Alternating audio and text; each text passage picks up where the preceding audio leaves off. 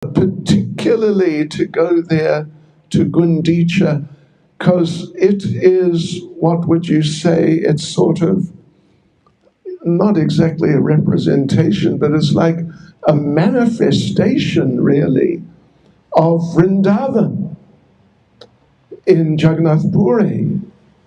And Krishna, Jagannatha, wants to go there because in the Rath Yatra, all the Brijvasis, they don't go so much on the Rath Yatra. They just wait at Gundicha. Nanda Maharaj, Mother Yashoda, Srimati Radharani, the gopis, the cowherd boys, they wait there for Krishna to come. It's a very transcendental situation. But they sort of manifest themselves there, and they wait there, and he comes, and then they spend as much time as they can get together. Usually they can only get about 7 days, maybe 8, 7.5 days, something like that. And we'll explain what happens in the course of that time. But yeah, it's not so easy for Jagannath, Krishna. And what makes it even less easy is that Jagannath's wife, Lakshmi, there's a Lakshmi temple there. You know, I've never been inside the Jagannath temple. Can you believe it? You can, can't you? Yeah. Because, well, you might find this slightly interesting. I'm based in South Africa, and there we used to have apartheid. You know what that means? Racial segregation. Heavy duty, racial segregation. But it's dead now in South Africa. There's no racial segregation. People can work where they like, live where they like, and marry who they like and do what they like, basically. But in India, Bharat mein, segregation, hey, reverse apartheid. If you're white, they used to say, if you're white, you're all right in South Africa. If you're white, you're all right. If you're brown, stick around. If you're black, step back. Pardon me saying such a thing, but actually, it's a fact. So now it's around the other way in Jagannath Puri, and in not many, just around that area, Bhubaneswar. If you're white, you're definitely not all right. So, yeah, it's heavy. So anyway, inside there is a Lakshmi temple, like in a number, particularly of South Indian temples. If you've been down, Tirupati, Sri Rangam, Kanchi, and these different places, those are some of the big temples down in the south. There's the main temple where there's a deity of Vishnu or Narayan on his own. And then there's a temple of Lakshmi, his wife, back, a separate building some little distance away. So same idea in Jagannath Puri. Lakshmi, the wife, is in a separate building somewhere, one side. I don't know exactly because I haven't been in there. Yeah, but I've been told by reliable sources. So Jagannath goes to Lakshmi every year and says, it's that time of the year. The Rath Yatra chariot festival, and I'd really love to go. Would it be all right? Can I go? And of course, for the last however many hundreds of years or more, he's gone. And he says, at this time, he says, I'll come back tonight, that night, same night. I'll come back, same night. Let me go in the morning, evening I'll be back. But he has never, ever come back, only by force, more or less, after a week or so. So he asks her, is it all right? Can I go? Because he's a very obedient husband, as so many young ladies would like. But I think they're a little rare. But he's a really obedient, he sort of presents himself like that. I'll come back, don't worry. And she says, no. You know what happened last year. I had to come down and get you myself. Otherwise you would never have come back. So no, you can't go. So then Lord Jagannatha sends his brother, Balaram, on your left there behind Gauratai. Balaram is the older brother. And Balaram goes and speaks with Lakshmi and says, listen, don't worry. I will make sure he comes back. I am his older brother, so he has to do what I say. Right. And she says, well, I don't know, because you're a man. You're another one of them, that species, untrustworthy. So I don't know. And Balaram says, no, don't worry. I'll make sure the same night he will be back. I give you my word. I give you my word, he will be back. But Lakshmi is not convinced. And so Lakshmi, but she thinks, at least she doesn't just say no. At least she thinks for a minute or two.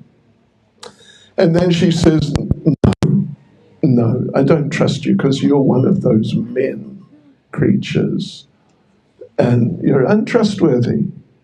So no, I won't let him go. So then, devotees and friends, Subhadra goes, their sister, and she is, after all, a woman. So she goes and speaks to Lakshmi and says, I know how it feels. I really do. Because, I'm with you. I'm on your side. Yeah, I know what these men are like. Oh, gosh. So look, just let your husband come. Just this one time. And I give you my word as a fellow woman. I will make sure he comes back the same night. And so Lakshmi says, well, all right then.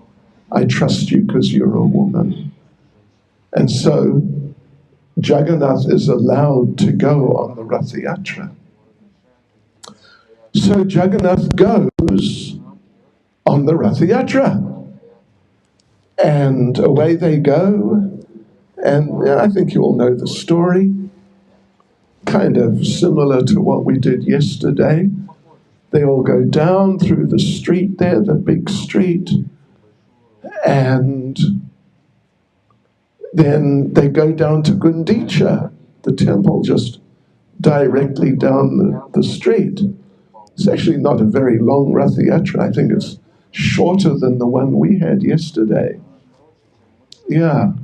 So they go down there and get off the chariots and go inside. And inside they meet the Brijbasis, the devotees from Vrindavan.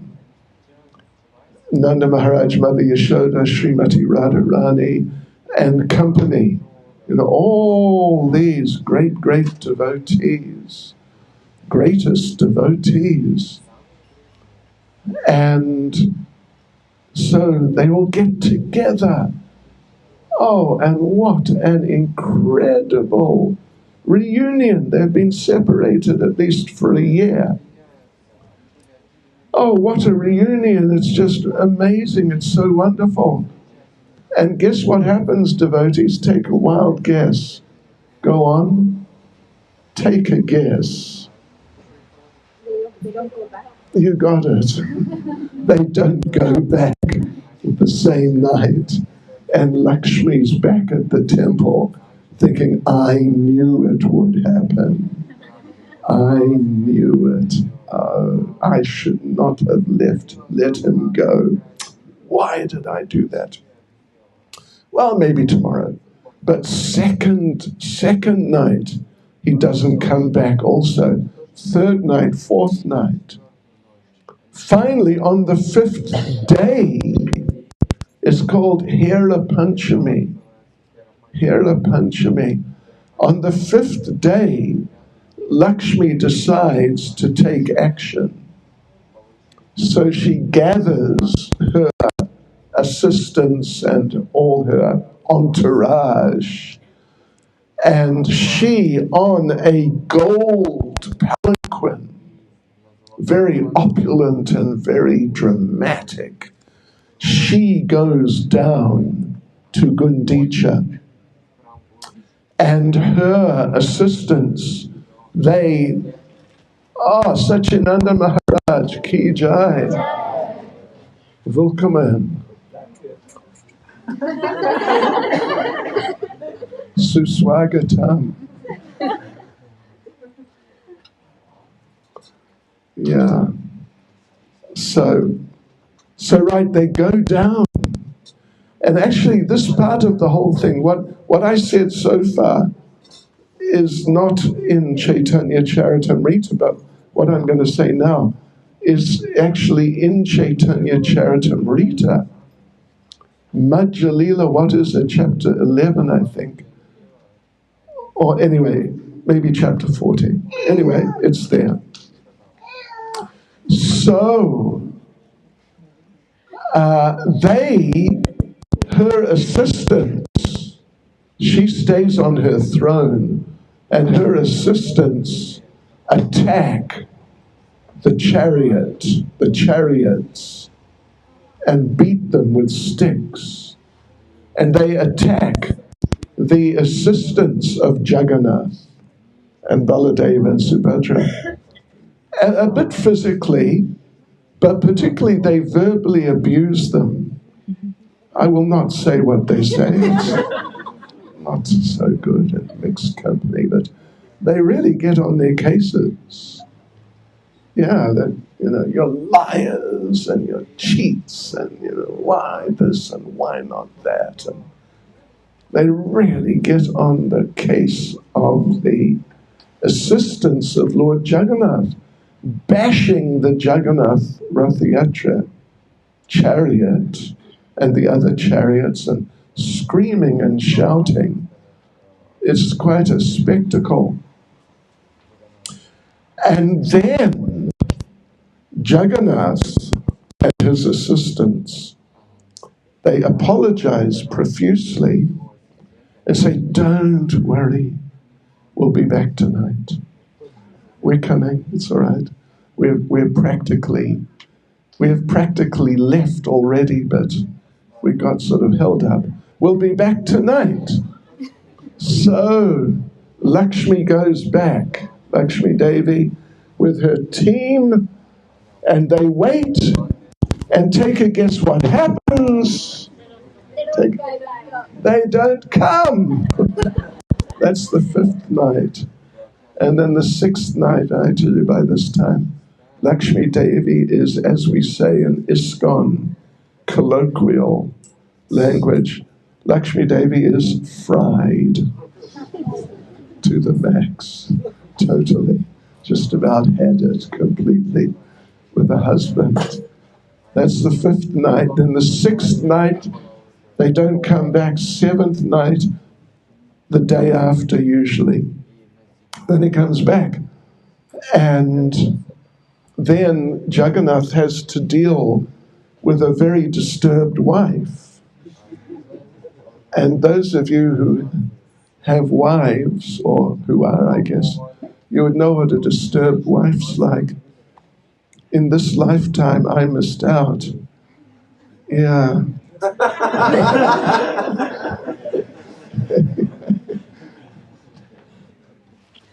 Yeah, Krishna Kripa.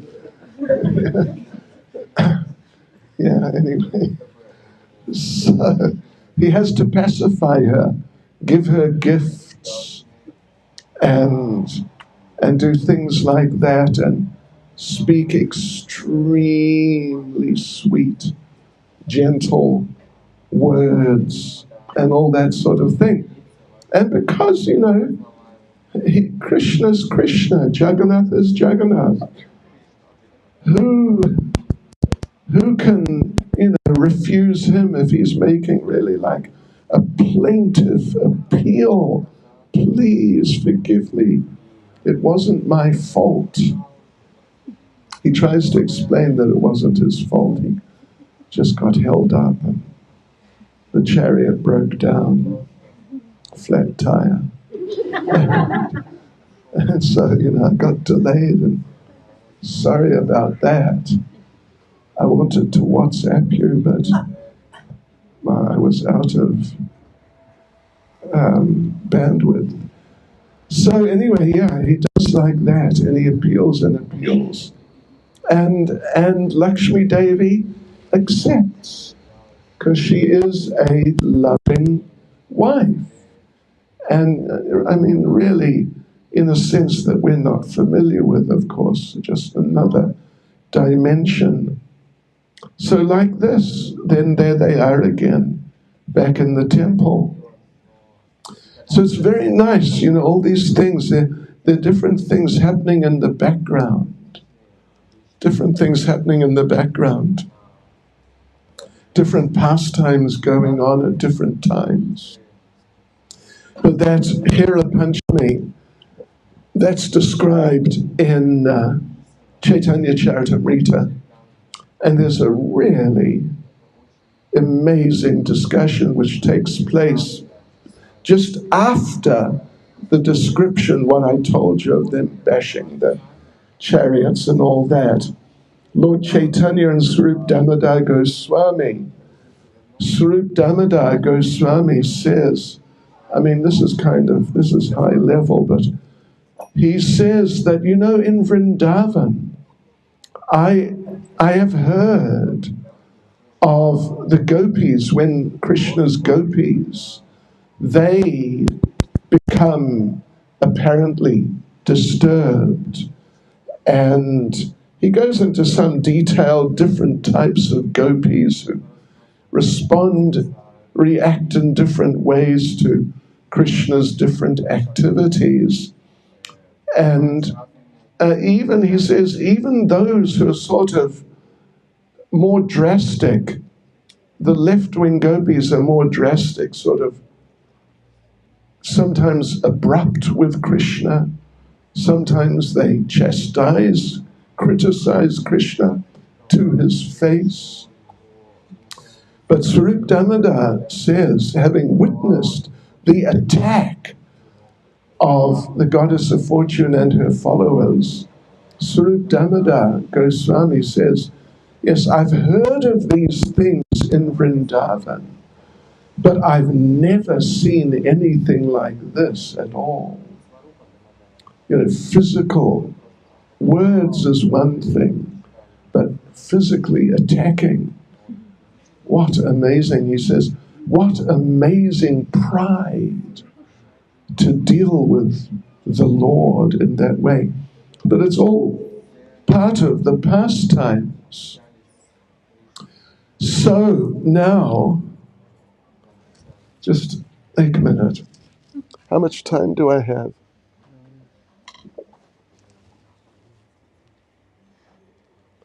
Minus 5 minutes,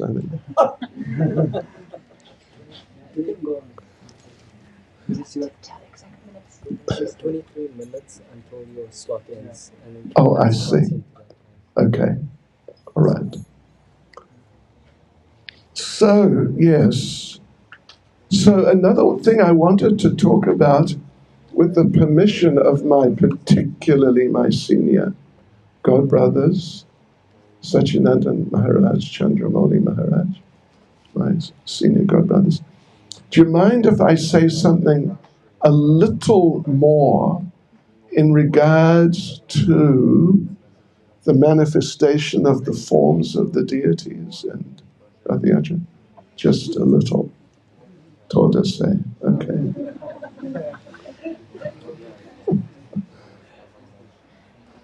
Yeah, it's a long story. In Krishna consciousness, we have many long stories. And then we got some really long stories, actually.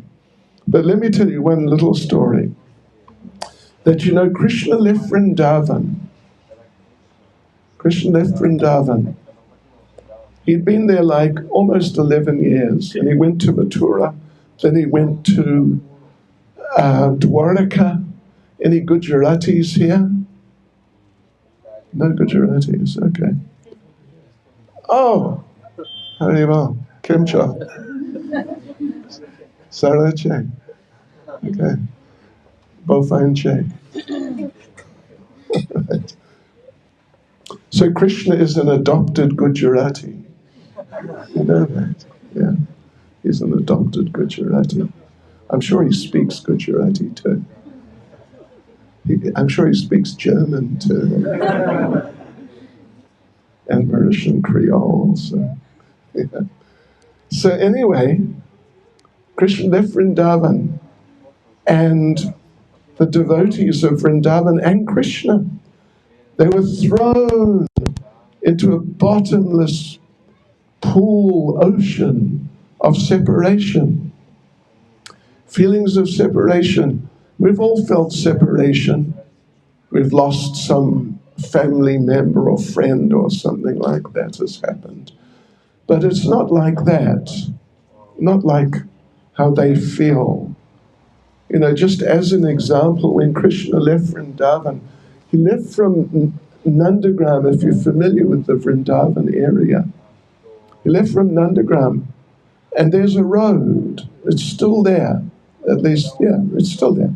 The old Mathura road goes straight out from Nandagram to the southeast kind of direction, straight out. And Krishna had said, I'll be back. Don't worry. I'll be back. Maybe tomorrow. If not tomorrow, the next day. So Krishna said like that, and some of the Brijbasis, they thought, right, so he's coming back tomorrow or the next day. So they went down and they waited on that road, on the road, straight road, waiting for Krishna to come back. And they're looking down the road. And this is 24 hours a day, no tea breaks or any type of break. They're looking down the road, thinking, he's coming, maybe he'll come any moment. And some of them were thinking that when he comes, he may come quickly, and if I blink, I may miss him. He may just pass. Yeah, he may just pass. So therefore they decided, I will not blink. I don't know if you've ever tried not blinking. Yeah. But some of them, they stayed there not blinking for 60 years. Try for 5 minutes or half an hour. Don't try for 60 years. Yeah. They're just waiting. Just waiting. And just one other sort of side issue. Let me just tell you. The gopis, particularly Radharani and the gopis, they're longing to see Krishna, but it's very difficult because their parents are watching. And in Paka Hindu families, the Paka ones at least, the parents are watching the daughters. Don't mind me saying it. to see that they're not getting up to any mischief, if you know what I mean. So, and with the gopis in Vrindavan, they're really watching, just really watching to see whether the gopis look at Krishna. So they can't just look at Krishna, like I am now looking at Chandramauli Maharaj. What a sight for sore eyes. But they couldn't look at him like that. So what they have to do, they have to look very quickly. It is called a sidelong glance, where, you're meant to be looking, let's say, in that direction. But actually Krishna is over in that where Chandramauli Maharaj or Yadunandan Maharaj is. And you've got to look over there while your parents are staring at you, seeing where you're looking. But you've got to look over so quickly and then back again that your parents don't notice. What do you think of that? That's a sidelong glance, quickly to the side and back. And we have actually practiced this. I'm going to demonstrate it to you. You have to watch my eyes. All right. Are you with me? Watch my eyes, and I will look very quickly at Yadunandan Maharaj and then back again. All right. So watch my eyes. So watch my eyes. You watching? Okay, here we go. Did you see that?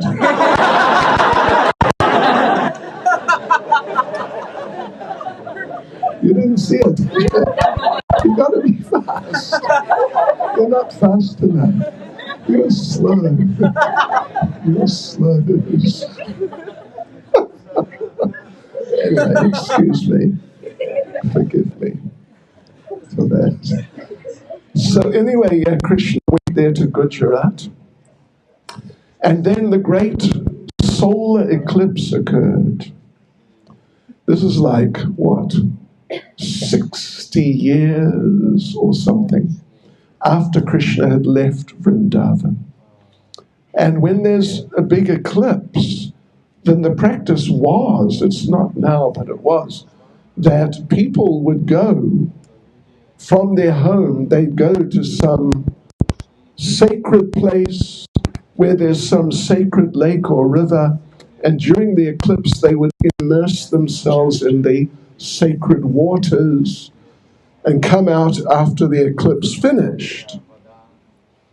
So therefore Nanda Maharaj and the Brijbasis, they all went to Kurukshetra. For some reason they went to Kurukshetra. It's about 400 kilometers north of Vrindavan, 250 kilometers north of Delhi. So they all went there, and a few days before, so during the actual eclipse, they could bathe in that Brahma, what do they call it? Brahma Sarovar, I think. A big body of water there, said to be the navel lake of Vishnu. And Krishna and the devotees from Dwaraka, they came also to Kurukshetra. So there was a great reunion between Krishna and the devotees of Vrindavan. There was a great reunion. Prabhupada, who's sort of the personification of, like being cool, calm, and collected. Prabhupada says it was a very touching scene. That means it was like out of control completely. It was just an amazing situation. The reunion of Krishna with the Brijbasis, particularly with the gopis, Radharani and the gopis. So, without going into too much detail, when the queens, Krishna's queens, saw the emotions and the exchanges between Krishna and the Brijbasis, and particularly the gopis, they couldn't believe it. They'd never seen in displays of emotions like that before at all. So they wanted to understand more clearly, what was it like when Krishna was in Vrindavan? So they asked Mother Rohini, the mother of Balaram, who had been in both places, if she could explain. And she did. And as she did, Krishna, Balaram, and Subhadra, they sort of sneaked up and listened in and heard about their pastimes in Vrindavan. And they say, manifested these forms for the first time. But then what happened after that was that the solar eclipse happened, and now, and all the different ceremonies and everything happened. Now it's time to go home. So everyone starts packing up. I mean, there are like thousands and maybe even millions, but loads of people there for the eclipse. So Nanda Maharaj tells the Brijbasis, right, time to go. Let's go. Pack our bags and go. And Radharani and the gopis said, yes, you're right. Let's go. We must go. You're right. But then they said, you know what? Could we just go and say goodbye to Krishna one more time? I mean, just one time. Just say goodbye to Krishna. And we'll come. And we'll go after lunchtime. We'll go after lunch. Is that okay? And Nanda Maharaj said, yeah, all right, no problem. So off they went, they said goodbye to Krishna. They came back, had lunch. Nanda Maharaj said, right, time to go. But Radharani and the gopis said, well, you know, could we just go and say goodbye to Krishna one more time? Because we haven't seen him for years. And we'll leave tomorrow morning, for sure. Nanda Maharaj said, okay, no problem, that's fine. So they went and said goodbye to Krishna again, came back. Next morning, Nanda Maharaj said, right, we really must leave. We actually had to leave now. And Radharani and the gopis said, you're right, you're absolutely right. But could we just say goodbye to Krishna one more time? And we'll definitely go after lunch this time. So Nanda Maharaj said, okay, all right then. So said goodbye to Krishna again, came back, had lunch. Nanda Maharaj says, right, it is time to go now. And the gopis said, you're absolutely right. We must go. But just one thing. Could we just say goodbye to Krishna just one more time? And we will go, where is it now? After lunch, is it? Or next morning. We'll go. Tomorrow morning. You can depend on us. They went and said goodbye to Krishna again, came back, stayed overnight. Next morning, Nanda Maharaj said, right, we must go. And they replied, you are right. We really must go. But just one thing. Could we say goodbye to Krishna just one more time? Just one time like that. And we will definitely this time we'll go after lunch. So this went on, devotees and friends, for 3 months. It's actually from Padma Purana. 3 months, by which time poor Nanda Maharaj, anyway, they understood, the gopis understood, we're going to have to actually go. So they went and said goodbye to Krishna one more time. But this time they said, you know, when you left Vrindavan, you told us that you'd be back. Maybe even the next day. You told us that. But now it's been decades, like 60 years or so, and you haven't been back. So Krishna's saying, don't worry, I'll come, I'm just now coming. I'm based in South Africa, and there's a usage of the word now. If someone says, yes, I will come now, it means later today, 3 or 4 hours, yeah. Then if he says, I will come now, 2 nows, means I'll come maybe in an hour or so.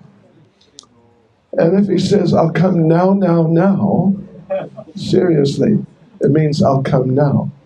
Yeah, it's just South African culture. So Krishna is saying, yeah, I'm just coming. I'm just now coming. Just now. Now. So they said, listen, sorry, we don't believe you. We are taking you. You are coming with us. Actually now. So they put Krishna on his chariot and Balaram, Subhadra, and tied ropes to the chariots. And 400 kilometers, 24/7, dancing and chanting non-stop, just non-stop. I don't know how many days it took, but a good couple of weeks or more. They just danced and chanted all the way back to Vrindavan. I mean, there are different stories of Krishna's return to Vrindavan. There's different stories from different sources. But this is one, that then Krishna returned after a long time. And on the way, as they're going, they're on their chariots, they're looking at the devotees dancing and chanting and just totally overwhelmed with ecstasy. And Krishna, Balaram, and Subhadra transformed into these forms, as we see. And this is, like I said, one of those stories. And there's a number of others of how Jagannatha, Baladev, Subhadra first manifested, how Krishna returned, when Krishna returned to Vrindavan. Chaitanya Charitamrita says he used to come back every day,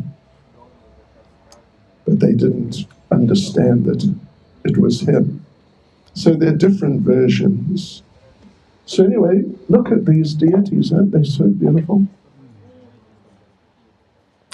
Big smiles, big wide open eyes, because they're so happy to see all of you devotees, and just so incredibly ecstatic that they're overwhelmed. Their limbs are just withdrawing into their bodies. Such a state of ecstasy to see their devotees, and for the devotees to see them. You know, for those of you from Hindi-speaking backgrounds, let me just tell you that some time ago, a while ago, I heard about a famous Hindi movie, Dulwale Dulyana Le Jayenge, or DDLJ, as some say. And I read there that the projectionist in the movie theater, he saw the movie 9,000 times. Yeah, because it played for, I don't know, what was it? 12,000 days or something. Massive. The longest running movie of all time. Better than Kuch Kuch Hota Hai. Kuch Bhi Nahi. So anyway, yeah. But now to have this sight is amazing, isn't it? What have we done to deserve this? Well, I don't know. Maybe nothing. Maybe we just got Prabhupada's mercy. Prabhupada decided, inspired by Lord Chaitanya, Lord Nityananda, and Jagannatha, Baladev, and Subhadra. He came, yeah. and he gave us Krishna consciousness. And even if you're from a Hindu background, a Hindi background or something, if Prabhupada hadn't come, it just wouldn't be the same. Yeah, it just wouldn't be the same at all. So anyway, devotees and friends and Maharajas, excuse me for taking up your time. Shri Jagannath Baladev Subhadra Devi Ki Jai. Shri Jagannath Rathayatra Mahotsava Ki Jai. Srila Prabhupada Ki Jai. Go Premanande.